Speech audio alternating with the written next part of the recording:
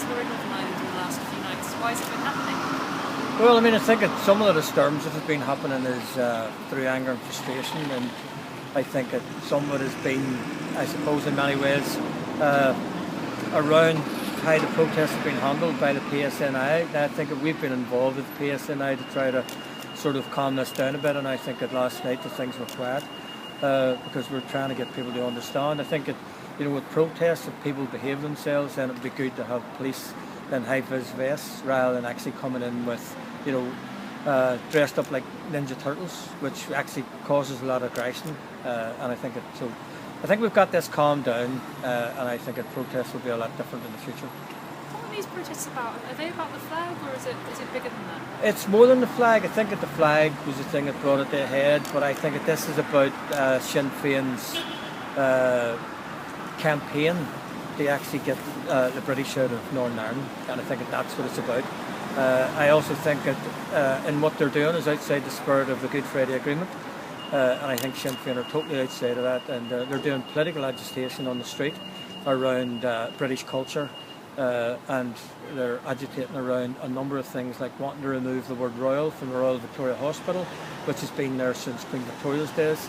And I also think that you know, people's anger is also around that the Sinn Féin passed through council that they would call a children's plague park after a hunger striker.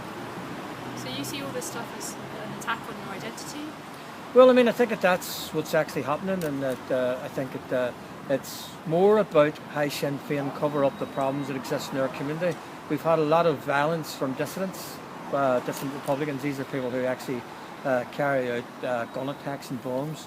Last week in Londonderry, a group of Republicans trying to carry out violent acts were caught with a device that was used in Afghanistan and in Iraq, and it has now appeared on the streets of Londonderry, and that's very worrying. That this bomb or rocket that was used in Afghanistan and Iraq could be used in Londonderry, but the police foiled that, and I think that you know, people need to realise that that's what's going on in this society. Who are the people taking to the streets? You know, we've got an international audience. Can you explain the basic terms? Well, the people who are taking to the streets are the people who are pro-British and want to remain part of the United Kingdom. And I think that those are the people who have taken to the streets. And I think that this is the first time probably in a number of years that people have decided that they would take the streets and protest. And it's been, I suppose in many ways, very surprising in one way. And another way, whenever you analyse what's been going on in the background, then it's not that surprising because people feel very aggrieved about what has been done and feel very frightened about what Sinn Féin are doing. Can you explain in a bit more detail what kind of things, apart from this change to the hospital name, what kind of things would you say that Sinn Féin are doing? Well, I mean, I think that one of the things, well, I mean, the big thing that Sinn Féin are doing is that they can constantly talk about British out, and I think that that's a big problem because the people who are out protesting are British. And does that mean that they want them to leave the country and go elsewhere? They want them to be repatriated? And I think that people are worried, particularly people who live around border areas with the Republic of Ireland, who have suffered ethnic cleansing from Republican groups in the last 40, 50 years. And I think that that's what conjures up in people's heads, that this is an attempt to actually ethnic cleanse British citizens or Protestants out of society.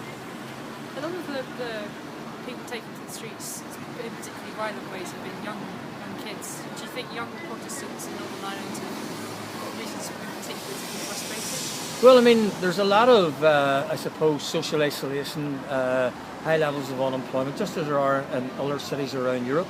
But it gets, I suppose, in many ways, it manifests itself at times like this in violence. Because they're against the police, they're against everybody else, and they feel that they have no stake in this society, and they feel that their Britishness is being driven away.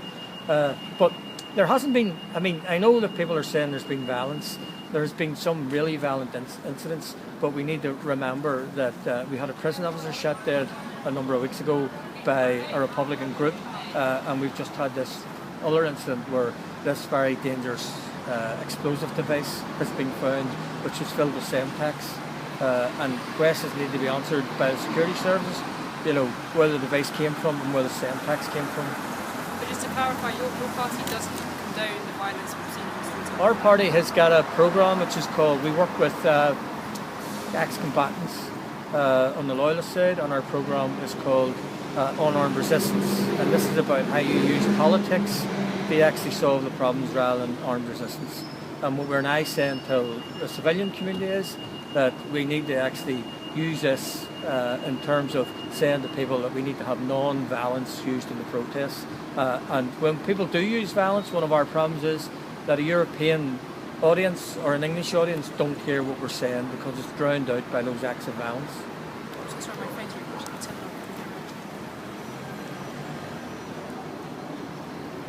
We're seeing at the moment this kind of rise in loyalist protests. Is this a serious threat to the peace process? Well, I mean, it could be, depending on how it's handled. And I think from our point of view, in terms of Ulster loyalism and unionism, we shouldn't let it be. But it depends on Sinn Féin's response to all of this. If Sinn Féin want to sort of continue and make it worse, then it's possible. But we will do all in our power to make sure that it doesn't fall apart, that people actually in many ways challenge Sinn Féin in political ways, and that's what we would hope would happen. And that will include political agitation on the streets, but that'll be well managed where there's no violence involved. I don't know if you saw the census data out yesterday, but the gap between the size of the Catholic and Protestant populations in Northern Ireland has narrowed. What do you make? What does a loyalist community make of that? Well, I mean, I think from it would be difficult to know because there would be a number, probably 10 or 12 different versions of what they make of that.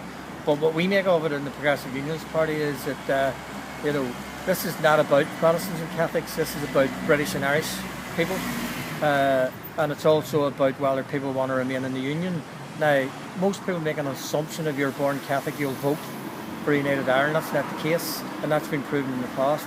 I think something like 72% of the people in Northern Ireland want to remain within the Union, and quite a lot of them would be Catholic.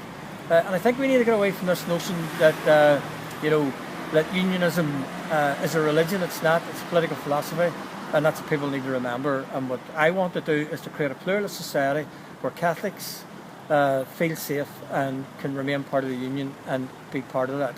We want a pluralist society. We're a region in the UK, and I would like to see a government that's the same as every other region in the UK.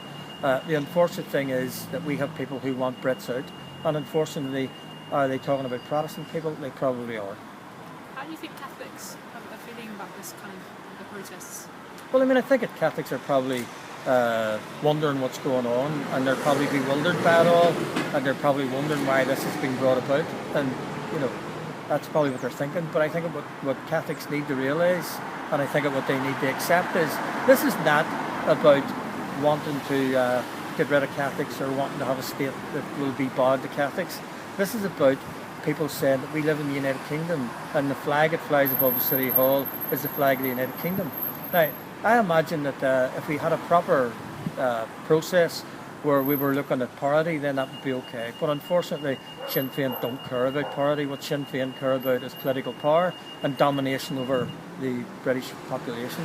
So, until we actually find a way of actually getting to the stage where people can talk about parity and people can talk about how we actually do something around being able to share this part of the world, nothing will change. And I think that Sinn Féin's been in government from '98, and I haven't seen anything that they have brought out through their role in government which actually states how they're actually going to make positive moves towards the British population in Northern Ireland. Would you say tensions between the loyalist and Republican populations of this province are the highest they've been since '98? Well, I think that in the summer, I think that they were at the highest. I was a bit concerned in the summer that things could go wrong and the whole thing could collapse. We got through the summer and now we're at this stage, and what I'm saying is that it's now up to Sinn Féin. They can turn this down a bit or they can turn it up, and if they turn it up, they've got potential of losing everything we've got. And are you hopeful that they'll turn things down, as you say?